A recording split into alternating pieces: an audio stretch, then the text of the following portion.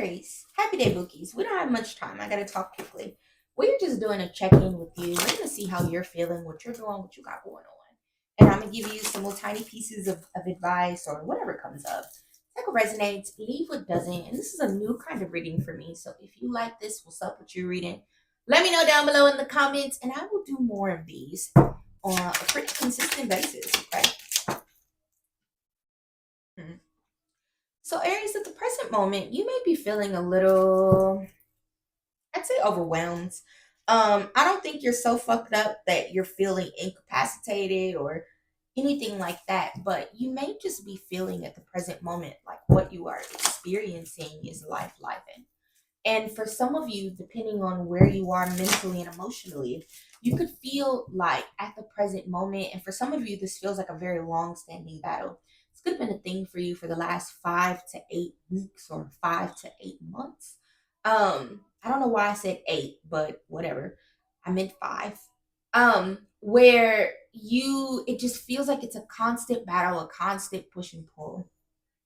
Where you're working on getting to where you're trying to go. You're working on trying to be strategic with what you're pouring in and make sure you're balancing that with what you're getting out. But it kind of feels like life might be winning just a little bit.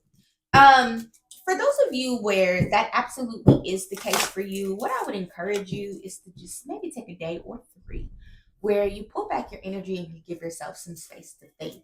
And I also want you, Aries, to make sure that you are working on like consistently reminding yourself and remembering that just because you are struggling to find balance in your life does not mean that you're always going to be at a place where you're unbalanced. Especially for those of you where you know you've been working towards your goals, you keep showing up every day even though you're tired, or and especially too for those of you where you are experiencing some sort of change in energy. So you could have recently moved out of your house, set some boundaries between yourself and some other people, quit your job or lost your job, closed the business, got rid of a business partner.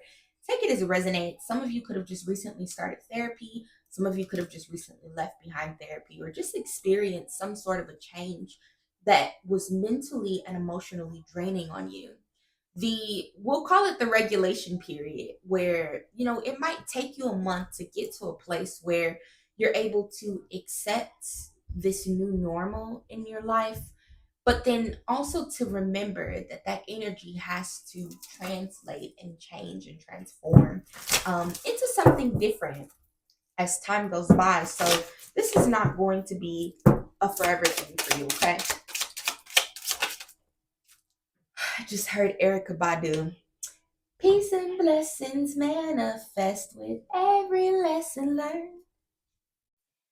Um, I want you to remember that just because this gestation period is the way that Source just worded it for me. So thank you, Source, for that. But just because this gestation period, this particular, I don't know why I keep wanting to use these birth terms, this particular trimester in your life feels exhausting or it feels tiring or it feels overwhelming doesn't mean that new things aren't coming, and it doesn't mean that you're not growing and you're not transforming and you're not changing. For a lot of you, this emotional change, um, the kind of push and pull and consistent back and forth that you are experiencing in life, the purpose behind that was for you to experience change and transformation in your life. It really was also kind of meant to get you to either think in a totally different way than what you typically would think, or get you to start moving in a different direction beyond where you typically literally are positioned and thinking. For a lot of you, you have a lot of different goals, a lot of different ambitions, a lot of different ideas for what you want your life to look like and what you want to create in your life, what you want to bring into your life, Aries. And in order for you to stop doing those things and for you to kind of stop holding up the process or slowing up the experience of change and evolution in your life, you needed to be without those things, be without that job, be without that car, be without that friend, be without that partner. Just get away from what had become your normal so that you could open your mind and change direction and move elsewhere. So we have Garden of Venus, rest and renewal, and then vanishing mirror, ego sublimation. Some of you feel like God has just forgotten about you, or like your prayers are not being heard, or like your ancestors must be angry or upset, or something like that, because what you're experiencing is a difficult time, but you are in a period. That sucks, because that's not what you want to hear when you're going through shit. You don't want to hear, this too shall pass. It's gonna get better. Trouble doesn't last always. But those really are real things, Aries. And you are a lot closer to your breakthrough than you think. So don't give up. Don't turn back. Don't spin the block. Don't change your mind. Don't break down. You cry if you need to. I'm all for that.